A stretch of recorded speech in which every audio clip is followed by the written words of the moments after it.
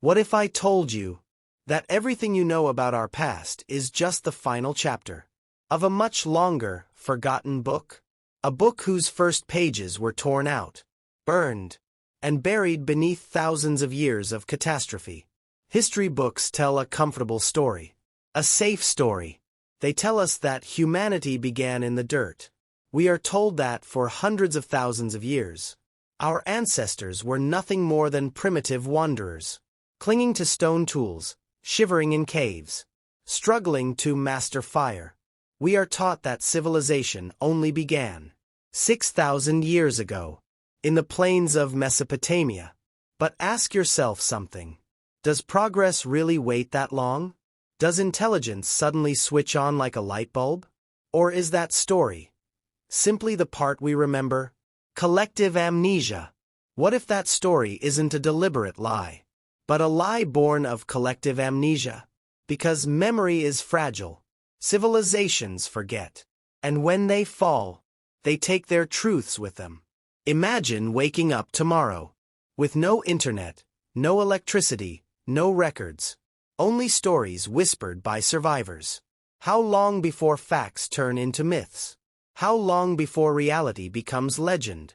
Visual, eye reflection, advanced primitive. Look closely. Inside the human eye, you don't just see vision, you see memory. Imagine that reflection showing a city, towering structures, humming with energy, skyscrapers glowing against the night sky. And then, it fades. The lights go out. The city dissolves into smoke, jungle, and silence. Now all that remains is a campfire, a tribe, and fear of the dark. The forgotten golden age. Now imagine a world, hundreds of thousands of years ago. A world not of silence, but of sound. A world where humans, people exactly like you and me, built cities that touched the clouds. They were not beasts. They were not brutes. They were thinkers, architects, engineers. They mapped the stars. They measured time. They understood cycles, planetary, climatic, and cosmic. They may have known that the Earth itself was not stable, and that disaster was inevitable. Technology lost to time. What kind of technology did they possess? Not necessarily machines like ours, but knowledge far deeper. Knowledge of stone, of vibration, of energy. What if they didn't fight nature, but worked with it? What if their power sources left no pollution, no trace for us to find? When their world fell, their technology didn't explode. It simply disappeared. The end of the world. And then, the world ended. Not with a single explosion, but with a series of unstoppable events. The Earth has a reset button. Geologists call them cataclysms. Ice ages, megafloods, solar storms, shifting poles.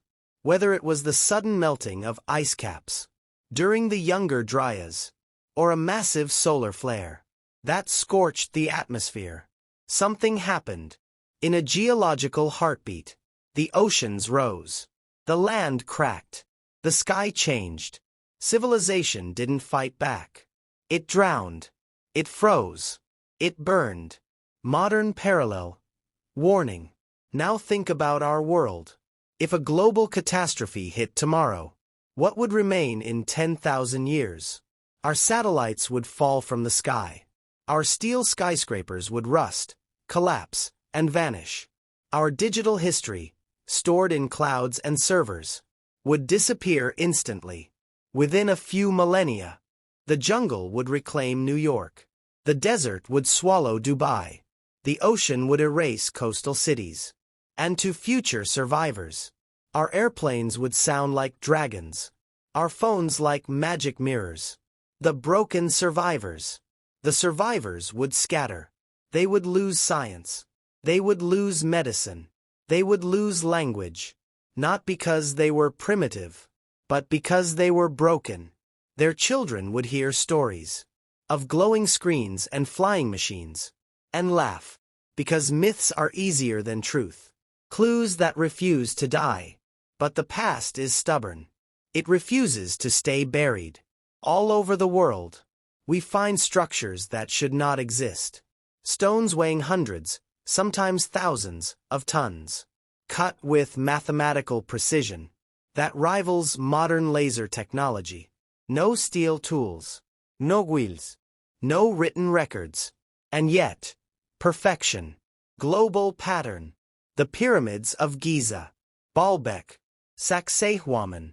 Pyramids not just in Egypt, but in Mexico, China, Indonesia, and beneath the sea in Japan. Why the same geometry? Why the same alignments?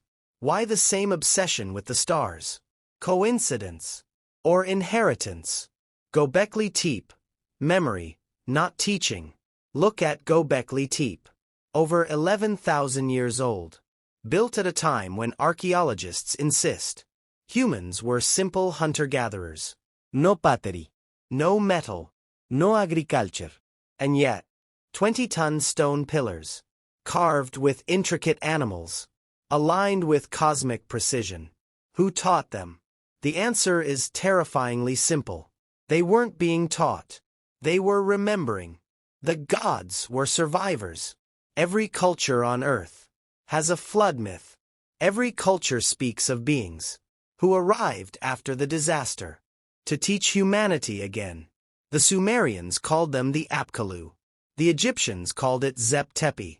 The first time. These weren't aliens from another planet. Perhaps they were the last scientists of the previous human world. Gods explained. Imagine a modern engineer surviving a nuclear collapse. Now imagine him teaching a primitive tribe how to purify water, predict seasons, or use magnetism. To them, he is a god. To us, he is just a man with memory. History is not a line.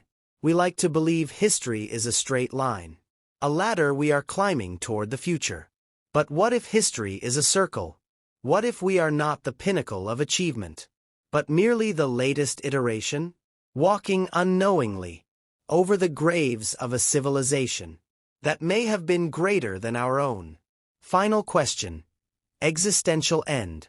We look at massive stone blocks and ask, who built them, and why? Perhaps the real question is far more unsettling.